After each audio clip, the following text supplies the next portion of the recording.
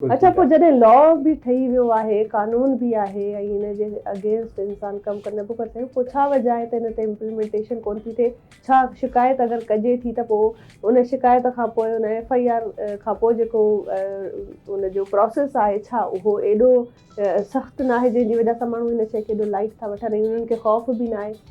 Actually छा आहे कि असां वटि असां जेका आहे न ओवर लेजिस्लेटिव, असांजी कंट्री खे चवंदा आहियूं ओवर लेजिस्लेटिव, असां वटि जेका कानून हुजनि उन खां वधीक कानून आहिनि, यानी ओवर लेजिस्लेशन आहे, पर उते वरी इम्प्लीमेंटेशन यानी जेके तव्हां ॿुधायो कि अमल उन ते इंतिहाई घटि थो थिए, तंहिंजे करे उहो ॿार सफ़र कनि था। अच्छा, हिन में इलाही शयूं ईअं आहिनि जेका तव्हां ॾिसो न ॿारनि खे कि असां सभ खां वॾो त हूअं ॾिसिजे त ओवरऑल जीअं मूं तालीम जी ॻाल्हि कई, फ्री एंड कंपल्सरी तालीम आहे, पर सभ खां वॾी ड्यूटी त रियासत जी आहे हिते कि रियासत हिन खे अमल कराए, पर गॾोगॾु इंडिविजुअल असां ते सोसाइटी ते जे पेरेंटिंग जो असां वटि रोल कोन्हे, माइटनि ते सभिनी ते ज़िमेदारी आहे ताकि उहो उनखे ज़िमेदार थियनि।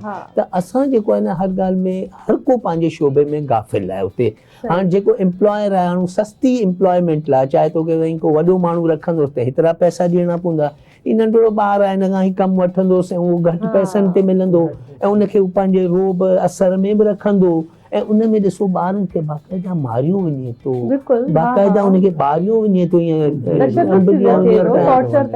बाक़ाइदा जानवरनि जे अॻियां डिॼारियो कयो वञे थो कि तो कुतनि जे अॻियां। अच्छा, पोइ कॾहिं अगरि केरु अहिड़ो ज़ुल्म ॾिसे थो ऐं उहो पाण सिविलियन आहे, हिकिड़ो आम शहरी आहे, छा उहो शिकायत करे? बिल्कुलु असल बिल्कुलु एग्ज़ैक्टली करे सघे थो, इहे हिन ते वॾा राइट्स आहिनि ॿारनि जा, लेबर लॉज़ आहिनि, चाइल्ड आहे, पर हिते सिंध में ॾिसिजे हिकिड़ी social welfare department government of Sindh जो आहे, उन में जो हिकिड़ो अथॉरिटी आहे जंहिंखे चवनि था child protection authority. Child protection authority जो असल उनजो इहो कमु आहे कि उहो इन शयुनि खे लुक आफ्टर करे ऐं तमामु शयूं।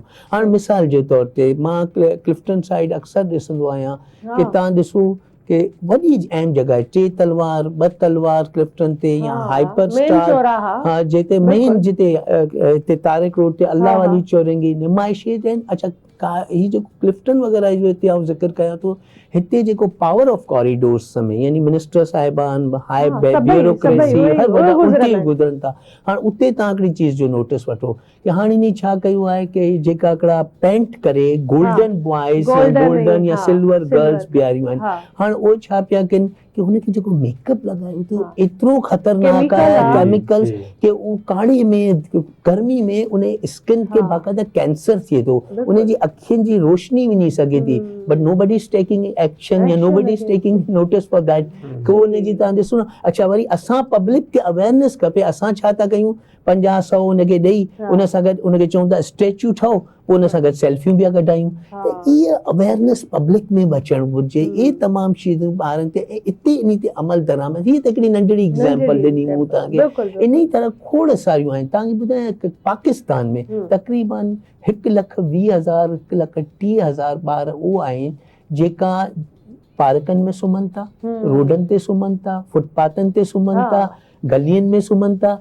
जेका कहिड़े लोफर माण्हू जे हितां एतिराम सां गॾु के ग़लति पुलिस वारे अब्यूज़ थियनि था ऐं पोइ अरे असां उन में ॾिसो न कोई उनजो न आहे। किथे अगरि कोई अब्यूज़ थिए थो ॿार स्पेशली सेक्सुअल अब्यूज़ थिए थो त माहौशो अहिड़ो आहे कि असां हुनखे लिकायूं था कि भई हीअ न बदनामी थींदी, हू ॿुधंदो, कंप्लेन नथा कयूं, या पोइ अगरि को थोरी हिमत कयूं था त असांजी पुलिस एतिरी सेंसिटाइज़ न आहे। जेकॾहिं वियो त माण्हू हिकिड़ो त डप में वञे थो, वियो त हुनखे पहिरीं चवंदा तो हे ॿारु लोफर हूंदो, हिन गिची में ॻोल्हियसि, हुते ॻोल्हियसि, शाम में अची वेंदो। जॾहिं हू शाम में अगरि मिली बि वञे थो त उनखे जेको अब्यूज़ थियो आहे ॿारु, उनजा जेका एविडेंसिस आहिनि उहो मिसमैच करे था सघनि। पोइ उनजो मेडिकल लीगल जेको हुअ थिए थो, मेडिको थिए थो, उहो इलाही लेट थिए थो। पोइ उन में पुलिस जी एतिरो इंट्रस्ट नथो वञे, पोइ इंतज़ारु करे थो माण्हू साईं ॻोठ जो वॾेरो चङो मुड़ुसु ईंदो, हुन सां थाणे गॾिजी वेंदुसि, त हे तमामु एविडेंसिस उहो मिसमैच थींदा। पोइ असां वटि प्रोसिक्यूशन इलाही स्लो आहे, जंहिंमें इलाही स्लो कोर्टिस कोर्ट में केसिस हलन था, हाँ, तंहिंजे करे हिकिड़ो माण्हू अगरि हिम्मत करे कोशिश बि करे थो हाँ। त उहो तंग थियो पए कि साईं मूं बदनामी बि कई, कोर्ट में बि जी, आयोसि, हितां बि कुझु जी। कोन मिलियो। ॿियो आउट ऑफ कोर्ट सेटलमेंट इलाही थियनि था, जी। सोशली प्रेशर थिए थो, ॿियो थिए थो बाबा हाणे माफ़ कयोसि छॾियोसि, ॿीहर कोन थींदो, आउं चङो आहियां, आउं आयो आहियां, हाँ, त सम्झो सोशल Yeah. प्रेशर जे करे माण्हू जेका आउट ऑफ कोर्ट जेका सेटलमेंट थिए था तंहिंमें अल्टीमेटली उहो ॿार सफ़र करे थो। ऐं बिल्कुलु। ई एॾो वॾो ट्रॉमा आहे कि ॿार अगरि जवान थी थो वञे, शादीशुदा थी थो वञे, ॿारनि बि न थी था वञनि, न, उहो ट्रॉमा त तो उहो हुनजी ट्रॉमा ज़िंदगी उनखे भर रीच उनजे हले उहो थो। त